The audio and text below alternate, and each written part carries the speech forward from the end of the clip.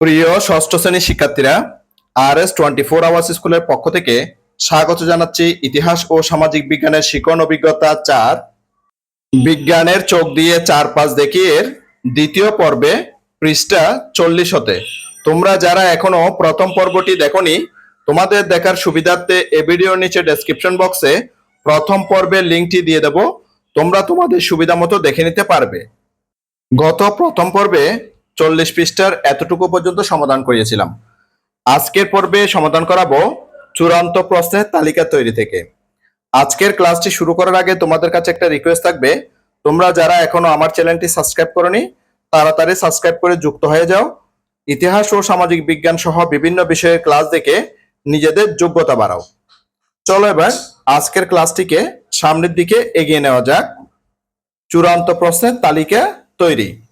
চলো এবারে সবাই দলে বসি এবং প্রশ্নগুলো দলের বন্ধুদের একবার পড়ে শোনাই।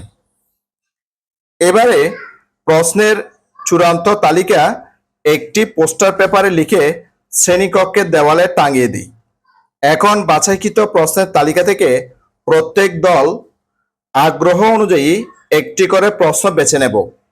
এরপরে প্রতিটি দলের কাজ হলো প্রশ্নের উত্তর খোঁজা, অনুসন্ধানের পরিকল্পনা ও তার উপস্থাপন। অনুসন্ধানের পরিকল্পনা ও তার উপস্থাপনের জন্য প্রথমে এখানে দলের নাম লিখতে হবে। দলের নাম দেওয়ার পরে এরপরে দিতে হবে দলের সদস্যদের নাম। এরপরে অনুসন্ধানের জন্য প্রশ্ন।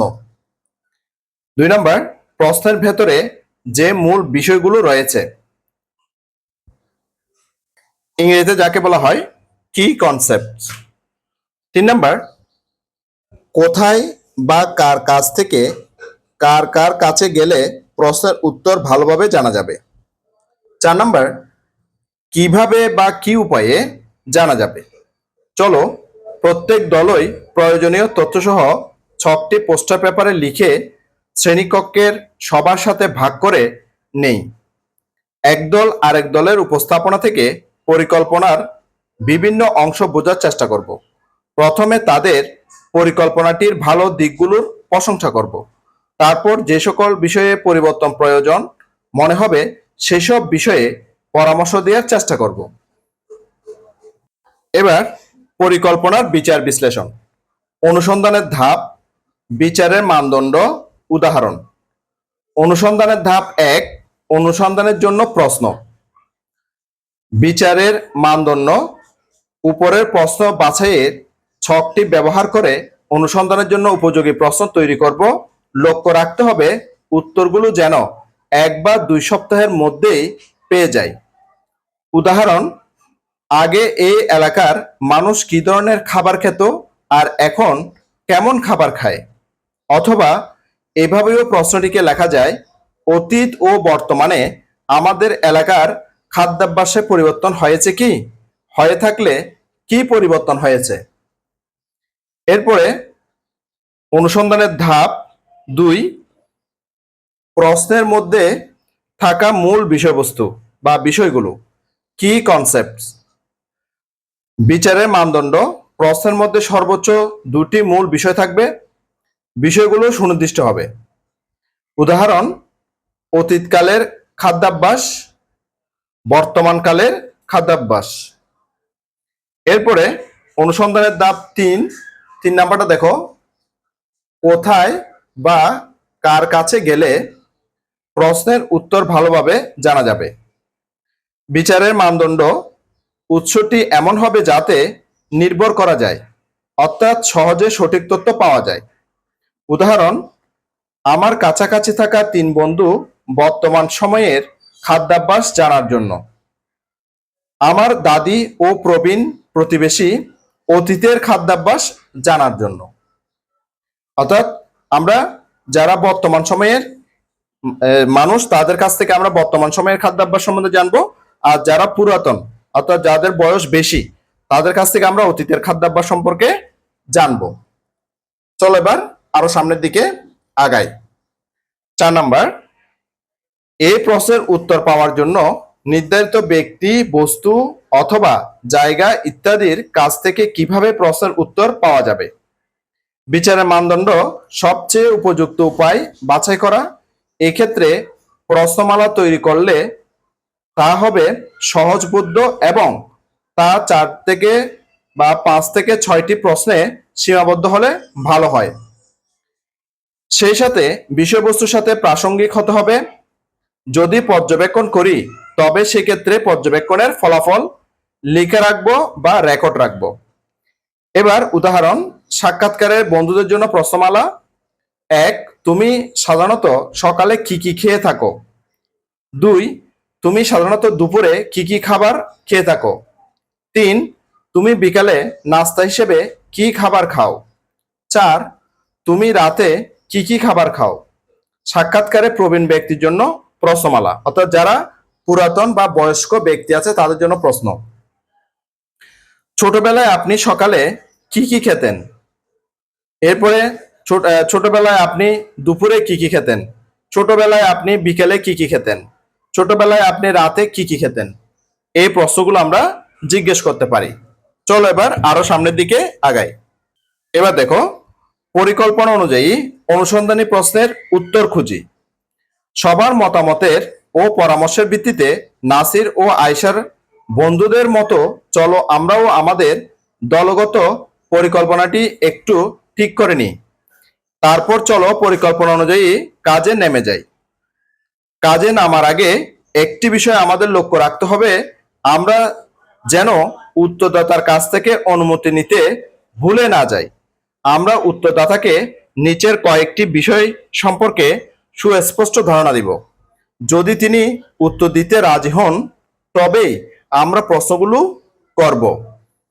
এবার আমরা ছবিতে দেখতে পাচ্ছি একজন সাক্ষাৎকার নিচ্ছে, আরেকজন নোট নিচ্ছে। তাহলে একজন সাক্ষাৎকার নিচ্ছে, আরেকজন নোট করে নিচ্ছে। এরপরে এই ছবিতে দেখো যে যে পরীক্ষা নিরীক্ষা করা হচ্ছে। এরপরে নিচে পরের ছবিতে দেখো, ছবিতে কি আছে দেখো, দলগত আলোচনা। গ্রামের 5 জন গোল হয়ে বসেছে, সাথে 2 জন শিক্ষার্থীও আছে। এরপরে পর্যবেক্ষণ, এখানে পর্যবেক্ষণের ছবিটা দেখা যাচ্ছে। চলো আরো সামনের দিকে আগাই। এরপরে দেখো, উত্তরদাতার কাছ থেকে অনুমতি নেওয়া। 1, কতক্ষণ সময় লাগতে পারে তা উত্তরদাতাকে জানাতে হবে। 2, কোন বিষয়ে প্রশ্ন করা হবে তা জানাতে হবে। 3, উত্তরদাতাকে প্রশ্নের উত্তর দেওয়ার জন্য কোনো রকম চাপ দেওয়া হবে না তা জানাতে হবে। 4, যে কোনো প্রশ্নের উত্তর না দেওয়ার জন্য তিনি স্বাধীন সেটা জানাতে হবে। 5, উত্তরদাতার যে কোনো ব্যক্তিগত তথ্য, নাম, বয়স ইত্যাদি গোপন থাকবে তা জানাতে হবে। 6, প্রাপ্ত তথ্য শুধুমাত্র একই কাজে ব্যবহৃত হবে তা জানাতে হবে। চলো এবার পরের পৃষ্ঠা যাওয়া যাক। তোমাদের জন্য অনুসন্ধানী কাজের একটা উদাহরণ দেওয়া আছে। নাসির তার বন্ধুদের প্রশ্ন করে বা সাক্ষাৎকারের গ্রহণের মাধ্যমে 4 বেলার যেসব খাবারের কথা জেনেছে সেগুলোর তালিকা তৈরি করলো। তারপর একটি গোল কাগজে 4 ধাপে ভাগ করে এক এক ভাগে প্রতিটি বেলার খাবারের তালিকা লিখলো। একইভাবে প্রবীণ ব্যক্তিদের কাছ থেকে পাওয়া খাবারের তালিকাও সাজালো।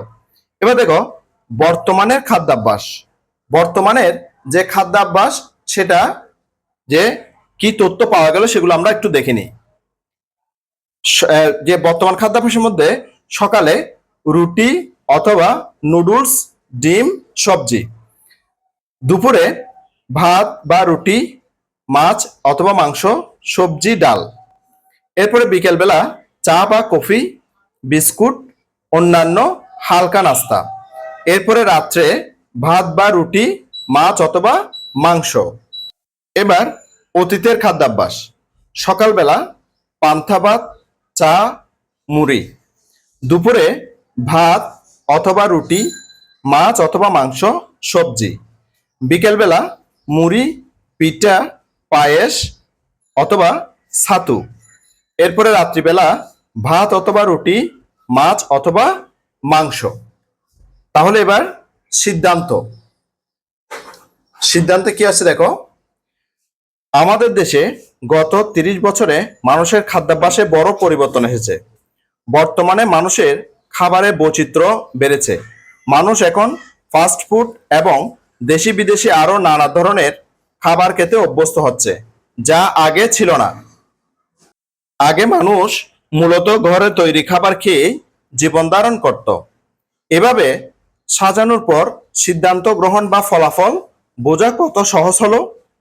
আয়শা খুব সুন্দর করে বিভিন্ন বেলার তালিকা ধরে খাবারের ছবি এঁকে রং করে কেটে লাগিয়েছে। চলো আমরাও নানা উপায়ে, যেমন সাক্ষাৎকার, পর্যবেক্ষণ, প্রশ্নমালা ইত্যাদি ব্যবহার করে আমাদের অনুসন্ধানী প্রশ্নের উত্তর খুঁজি। এভাবে আমরা যা জানতে পারলাম তা নানা উপায়ে, যেমন শ্রেণী বিভাগ করে, শতকরা হিসাব করে, গড় মান বের করে সাজায়, যেন তা আমাদের অনুসন্ধানের ফলাফলকে বা একটি সিদ্ধান্তকে নির্দেশ করে। চলো এবার প্রিয় শিক্ষার্থীরা, এই প্রশ্নটার উত্তর আমি তোমাদের জন্য দিয়ে দিচ্ছি। উপরে আমি প্রশ্নটা দিয়েছি, চলো আমরাও নানা উপায়ে আমাদের অনুসন্ধানী প্রশ্নের উত্তর খুঁজি। আমরা যা জানতে পারলাম তা নানা উপায়ে সাজায়, যেন তা আমাদের অনুসন্ধানের ফলাফলকে বা একটি সিদ্ধান্তকে নির্দেশ করে। নমুনা উত্তর হিসেবে দিয়েছি, দেখো প্রিয় শিক্ষার্থীরা। প্রথমে দলের নাম, দলের একটা নাম দিতে হবে। আমি দিয়েছি শতদল। শতদল শব্দের অর্থ হচ্ছে যে পদ্ম ফুল।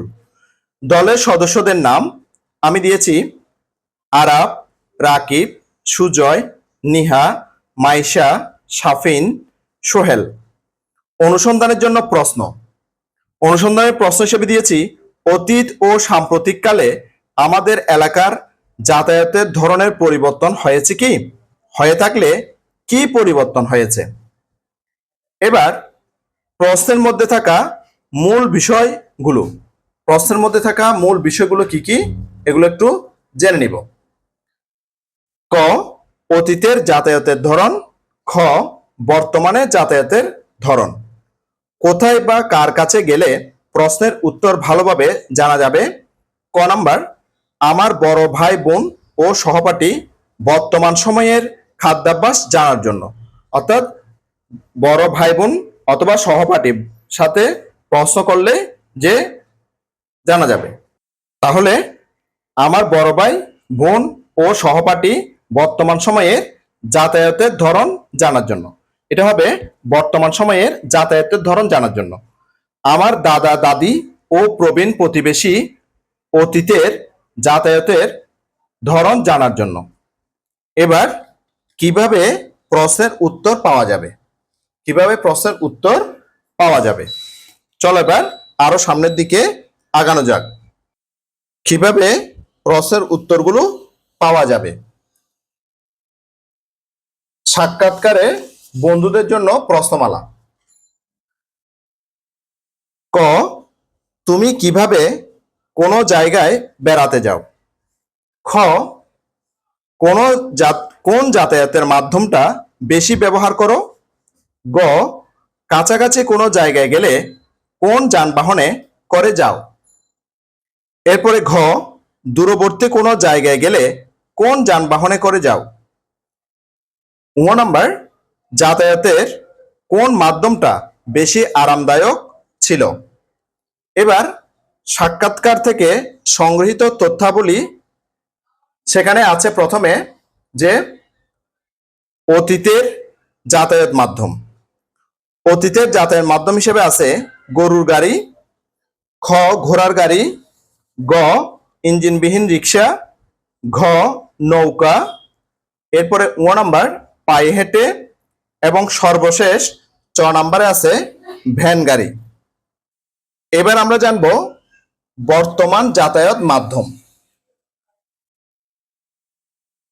বর্তমান যাতায়াত মাধ্যম হিসেবে আছে বাস গাড়ি, খ, মোটর গাড়ি, মোটরসাইকেল, গ, কার ও মাইক্রো গাড়ি, ঘ, অটো রিক্সা, ঙ, সিএনজি অটো রিক্সা, এরপরে চ, ইঞ্জিন চালিত রিক্সা। এরপর হচ্ছে কি তথ্য বিশ্লেষণ।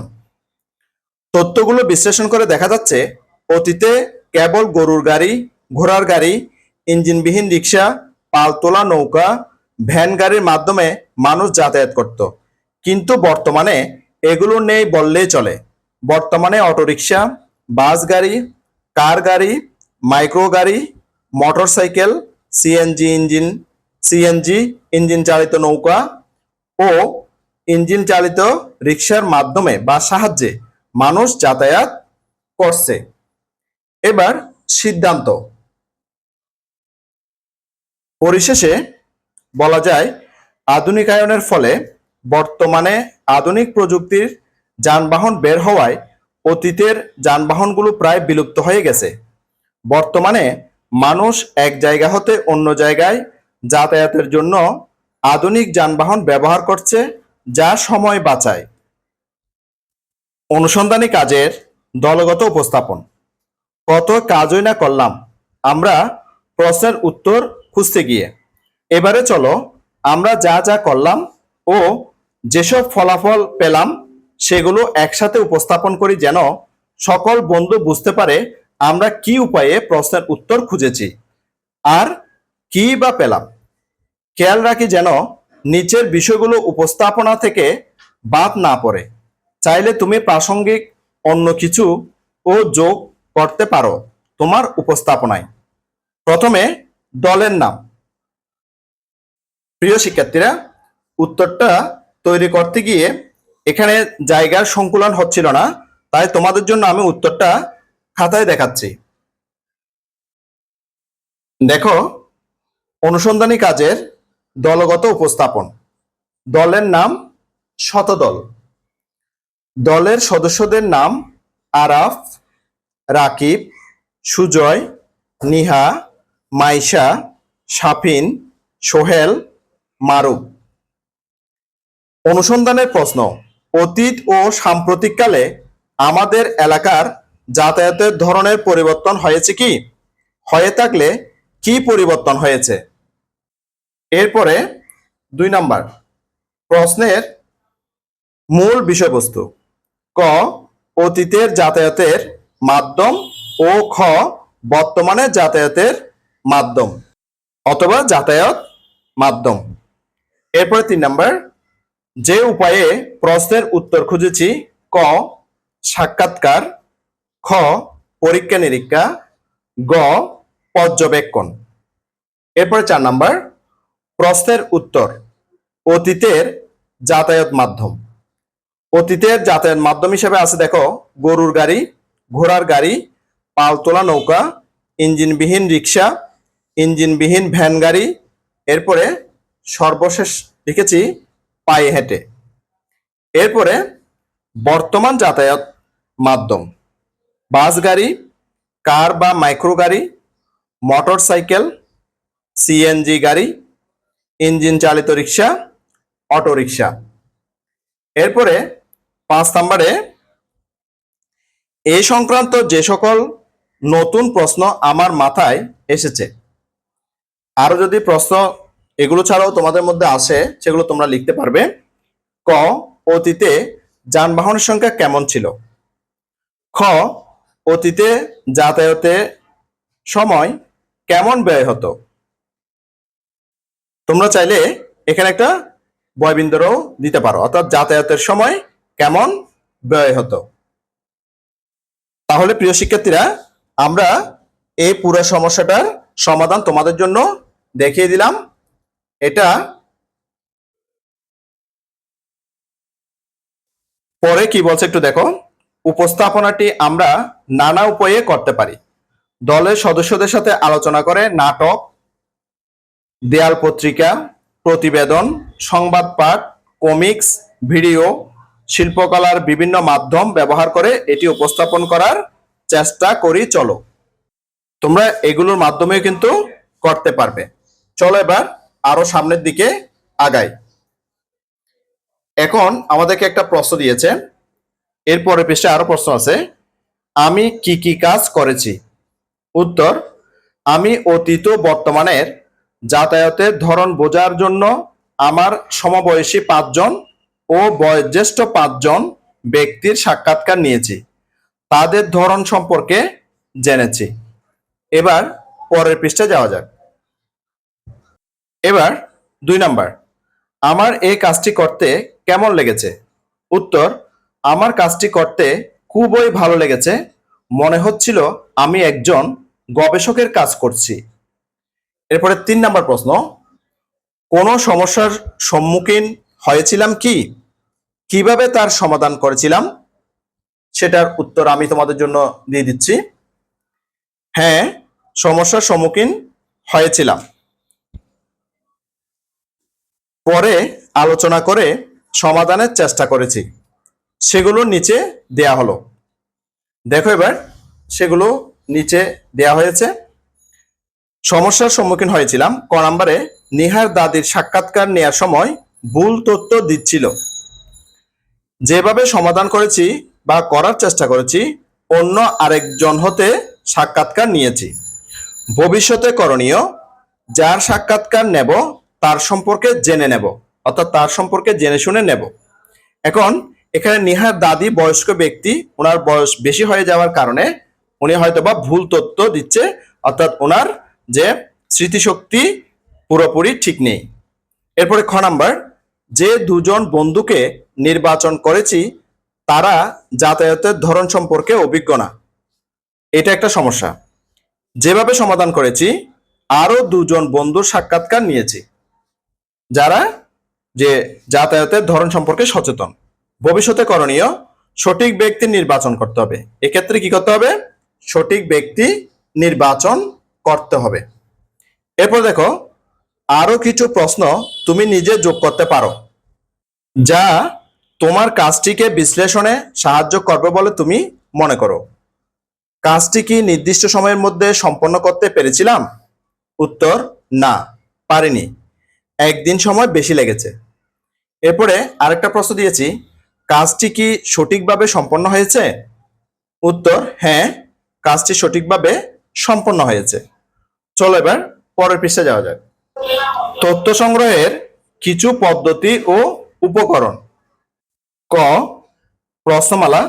সাধারণত কিছু প্রশ্ন লিখে বা টাইপ করে দেই যে কাগজে, তাতে লিখে সাক্ষাৎকারদাতা উত্তর দেন। এটিতে চাইলে প্রশ্নের উত্তরগুলো কয়েকটি বিকল্প হিসেবে দেওয়া যায়। যেমন, আমার বিদ্যালয়ের অবস্থান ঠিক কি গ্রামে না শহরে, এভাবে দিয়ে দিলে উত্তরদাতা এখানে হয়তোবা টিকমার্ক দিয়ে তার উত্তরটা দিবেন।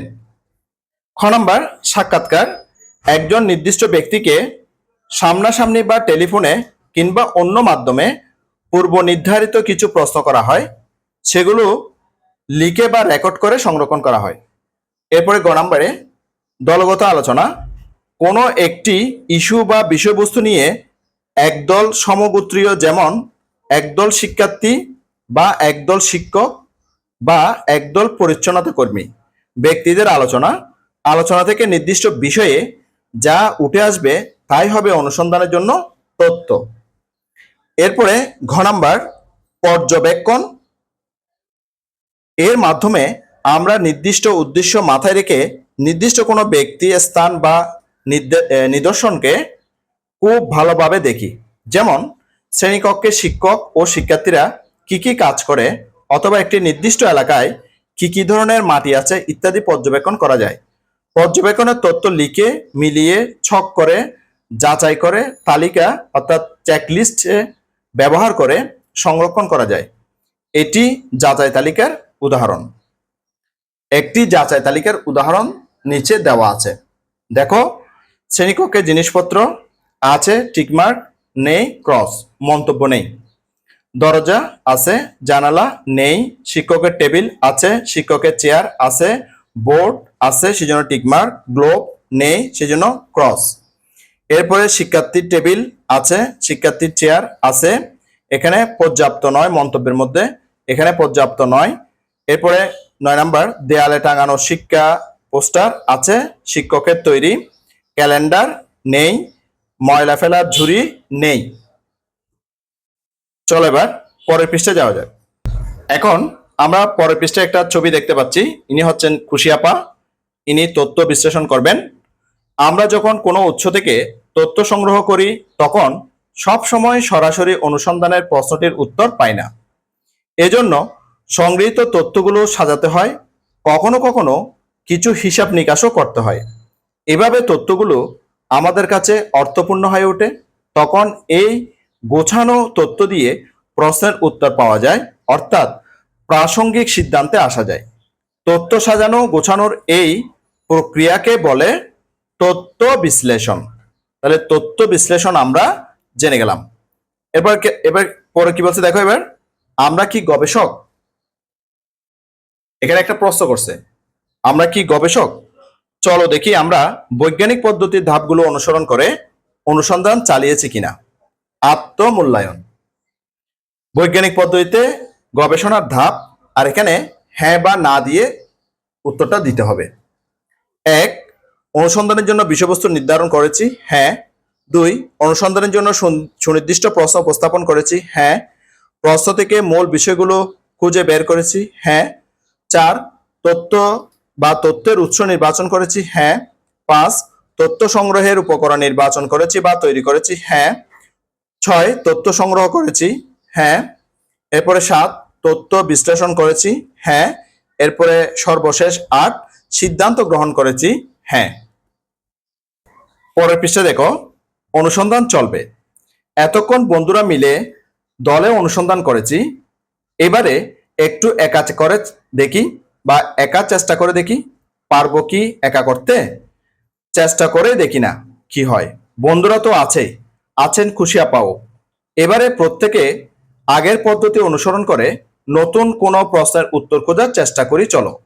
আর আগের ছকগুলোর সাহায্যে নিজেরাই নিজের কাজকে বিচার বিশ্লেষণের চেষ্টা করি। আমরা কতটুকু শিখলাম?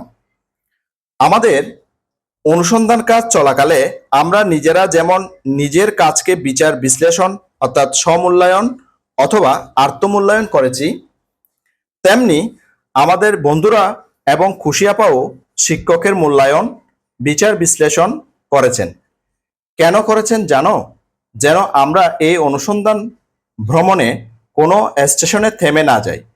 প্রতি স্টেশনে আমাদের একজনের সময় বেশি বা কম লাগতে পারে, কিন্তু সঠিক পথে যাচ্ছি তো।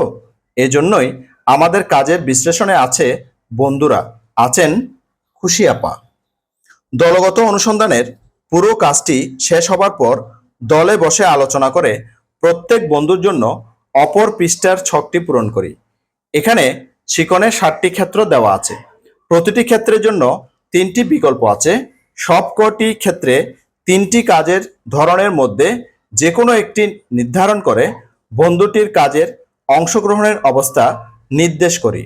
সঠিকটিতে টিক চিহ্ন দিয়ে বন্ধুটির শিকনের অবস্থা নির্দেশ করি। প্রিয় শিক্ষার্থী, এটি একান্তই তোমাদের কাজ, সহপাঠী মূল্যায়নের রুবিক্স। এখানে তুমি তোমার যে সহপাঠীর মূল্যায়ন করতেছো তার নামটা লিখবে। শিকনের ক্ষেত্রে প্রশ্ন এগুলা, হ্যাঁ। এরপরে কাজের অংশগ্রহণের ধরন কিভাবে করছে এগুলো তোমরা তোমাদের যে সহপাঠীকে মূল্যায়ন করবে। এটা একান্তই তোমাদের কাজ, তাই এখানে সমাধান করার কিছুই নেই। আশা করছি তোমরা এই শিকন অভিজ্ঞতাটি খুব ভালো মতো বুঝতে পেরেছ এবং আশা করছি আজকের ক্লাসটি তোমাদের কাছে অনেক অনেক চমৎকার লেগেছে। আজকের ক্লাসটি এই পর্যন্ত। আমি আগামী ক্লাসে শিকন অভিজ্ঞতা 5 বাংলা অঞ্চলের ইতিহাসে ভূপ্রকৃতির প্রভাব এই অধ্যায়টা নিয়ে অর্থাৎ এই শিকন অভিজ্ঞতাটা নিয়ে আলোচনা শুরু করব। ইতিহাস ও সামাজিক বিজ্ঞানের শিকন অভিজ্ঞতা 5 বাংলা অঞ্চলের ইতিহাসে ভূপ্রকৃতির প্রভাব এই অধ্যায়ের ক্লাসগুলো দেখার আমন্ত্রণ জানাচ্ছি। সাথে সাথে ইতিহাস ও সামাজিক বিজ্ঞানের অন্যান্য ক্লাসগুলো দেখারও অনুরোধ জানাচ্ছি এবং ইতিহাস ও সামাজিক বিজ্ঞান ছাড়াও অন্যান্য বিষয়ের ক্লাসগুলো দেখারও অনুরোধ জানাচ্ছি। ইতিমধ্যে তোমরা যারা আমার চ্যানেলটি সাবস্ক্রাইব করে আমার ক্লাসগুলো নিয়মিত দেখতেছো, তোমাদেরকে আমার অন্তরের অন্তঃস্থল থেকে অসংখ্য অসংখ্য ধন্যবাদ। আর যারা সবেমাত্র আজকে প্রথমবার আমার ক্লাসটি দেখলা, তোমাদের প্রতি অনুরোধ রইল তোমরা আমার চ্যানেলটি সাবস্ক্রাইব করে পাশের নোটিফিকেশন অল করে বেল বাটনটিকে বাজিয়ে দাও।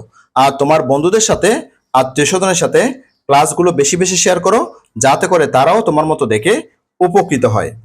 ইতিহাস ও সামাজিক বিজ্ঞানের বা শিকন অভিজ্ঞতা 5 বাংলা অঞ্চলের ইতিহাসে ভূপ্রকৃতির প্রভাব এর ক্লাসগুলো দেখার আমন্ত্রণ জানিয়ে আজকের পর্বটি এখানে শেষ করতেছি। সবাই ভালো থাকবা, সুস্থ থাকবা, অবশ্যই নিরাপদে থাকবা। সবাইকে ধন্যবাদ।